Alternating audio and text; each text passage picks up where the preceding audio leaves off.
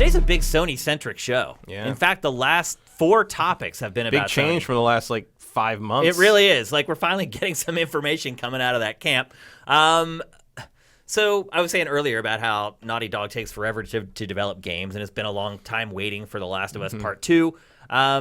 We may have found out why, at least, it was delayed a little bit, because Naughty Dog has been working with HBO on a series for The Last of Us. Are you excited? Matt, I know you're not a big fan of zombie movies, zombie TV shows. Will you make an exception for this? I mean, I will check it out mainly because it's being co-written by the guy who wrote Chernobyl. Yeah. Which I thought was a very good show. He's the head of the whole project, which is huge. Which I thought was a very good show and by the way, very well people, told. If you have not watched Chernobyl yet on HBO, go watch it right now. In my opinion, the most underappreciated television show from last year. And it wasn't underappreciated really, but it should nobody watched it. Because it was HBO. Yeah. It was HBO and it wasn't Game of Thrones. It won awards, Yeah. but nobody watched it. It wasn't a part of the zeitgeist. I didn't go on social media and see people talking about last night's episode of Chernobyl. I mean, I because did. It was so grim and bleak. I mean, I did, but I follow a lot of Yeah. snobby film Right. Twitter people. It's but yeah, you're right. It wasn't the thing that trended as soon as it happened. But it's very well written, very well structured. It tells the story, even as someone who knows that story very well. I've read several books on that, what happened, and I know that it varies from reality here and there in the show, but it doesn't matter because it tells the story incredibly well. It gets the information across in a very engaging and emotionally driven manner. And honestly, I can't think of a better showrunner to take Last of Us, which is a very character-driven story in a very, if we're being honest, mundane setting. Yeah. For today's world, the zombie apocalypses are a dime a dozen these days. Yeah.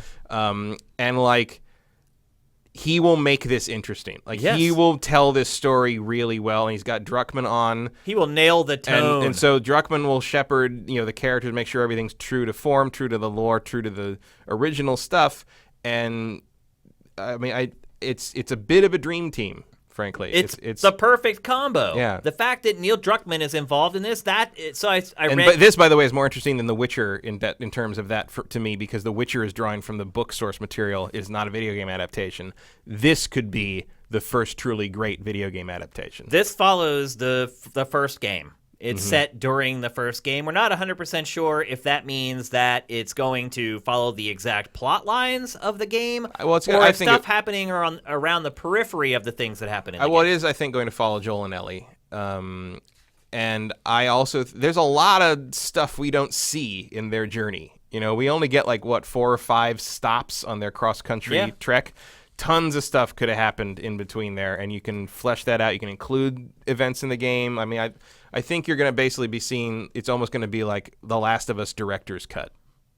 Interesting. In a sense. I think you're just going to get more fleshed out, tale of their journey. Do you think the big story beats that are in the game are going to be there, though? I think so. Kind of the game was kind of structured as seasons.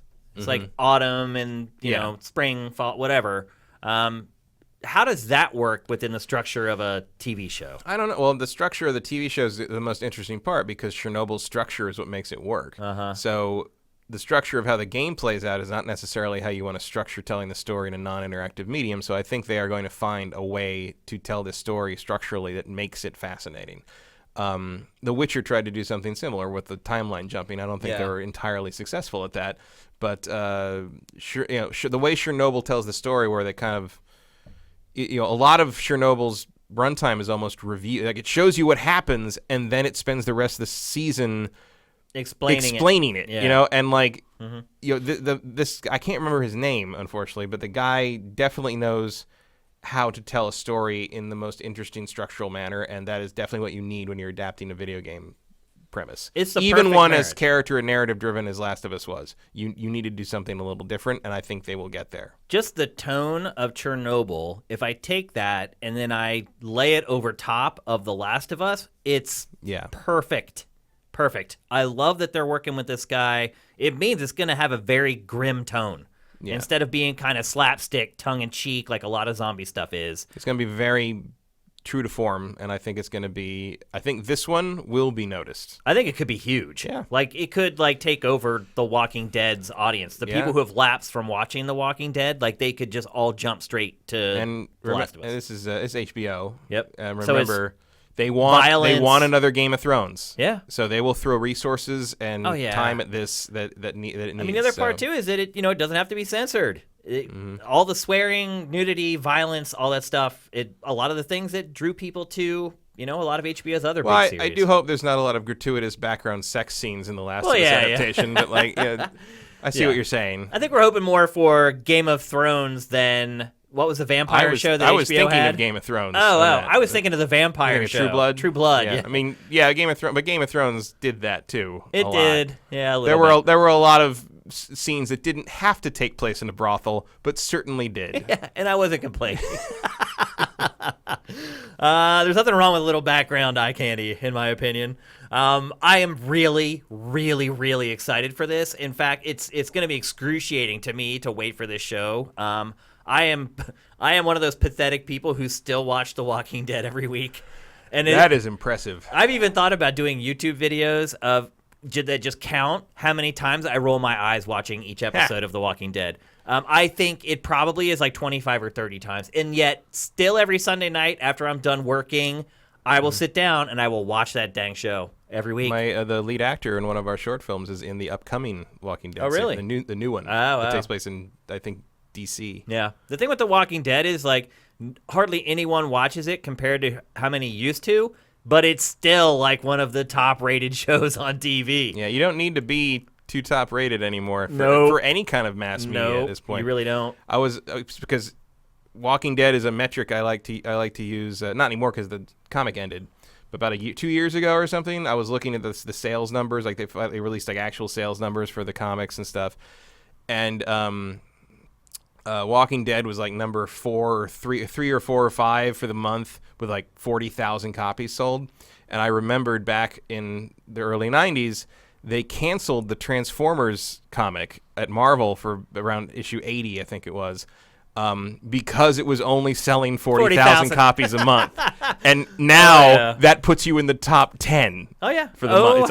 It's like, what a different era. The times have definitely changed. But I think it's encouraging, too, because it means that you can create something that can sustain itself, and you don't need like 1 billion people to watch it every time. So I like that change. I like that everything's being a little more spread out and giving people more choices, so it's much harder for everyone to kind of pile on that single show. Now, you still get that with shows like American Idol and Survivor and those Masked Singer. Those competitive reality shows still bring in like absurd amounts of people. I mean, to me, that shows the lack of intelligence in America in general. Yeah. But although I don't know, have you seen the Masked Singer? I have not. No, it's fun. Even Antonio Brown was on there, and I didn't watch it. I'm just waiting for Gronk to get revealed. He is clearly the white tiger, people. Come on. Yeah. We know this. But look, of all the TV shows that I know that are coming right now, I think this just went to the top of my list.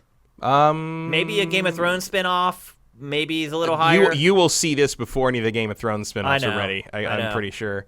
I mean, top of my list in the immediate future is Falcon and the Winter Soldier and Mandalorian Season 2. But in terms of stuff that's like on the horizon, yeah, this is suddenly up there. Yep, that's awesome.